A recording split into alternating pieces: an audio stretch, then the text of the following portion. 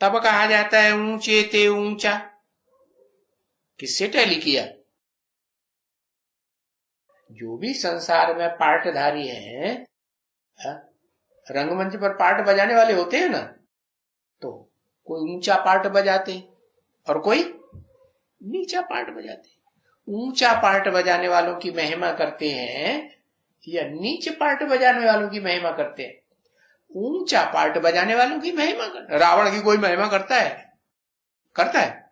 कोई नहीं करता। राम की महिमा करते हैं, तो वो है ऊंचे ते ऊंचा। अच्छा, ऊंचे ते ऊंचा है उसको भगवंत भी कहा जाता है। हाँ, ईश्वर भी कहा जाता है, प्रभु भी कहा जाता है। भू माने होना, भू माने होना, प्र माने प्रकृष्ट रूप से होना। अच्छा,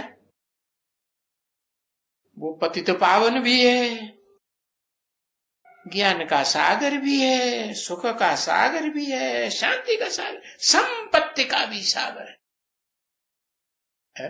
कौन सी संपत्ति का?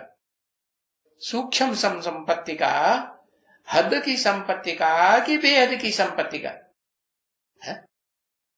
काहे का सागर है?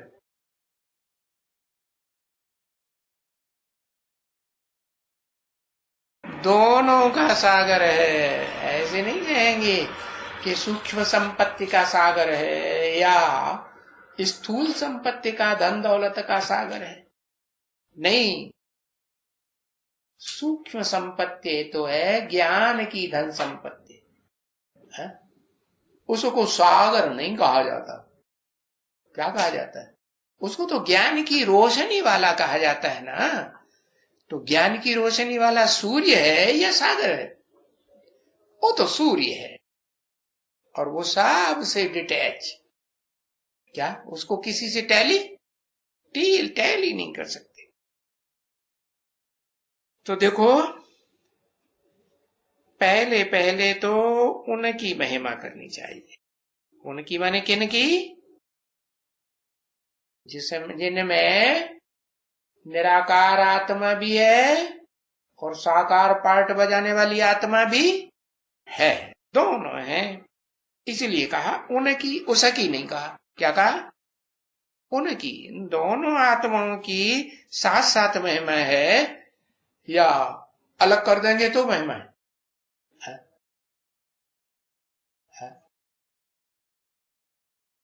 कहते हैं कि शिव को अलग कर दो,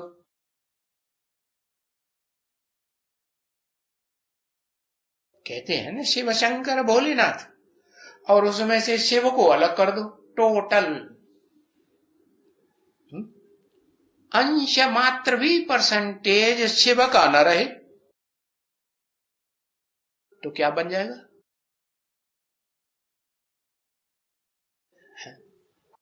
जिसको कहते हैं शिव शंकर भोलेनाथ, और उसमें से शिव को अलग कर दिया जाए, 5%, हाँ, शव बचेगा। शव माना मुर्दा।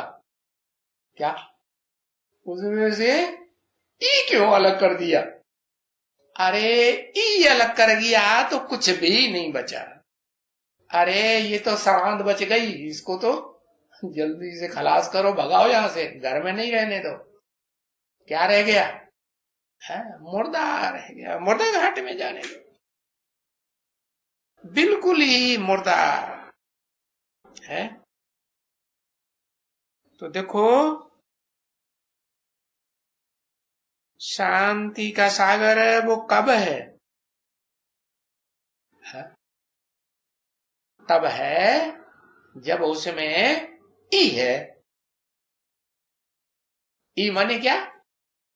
शिव में ई की मात्रा है ना, ई की मात्रा है तो शिव है, सब कुछ है। और ई की मात्रा निकल गई तो फिर मुर्दा है। अगर इसको रखा तो कीड़े पड़ेंगे, दुर्गंध आएगी और बैठा नहीं जाएगा किसी को।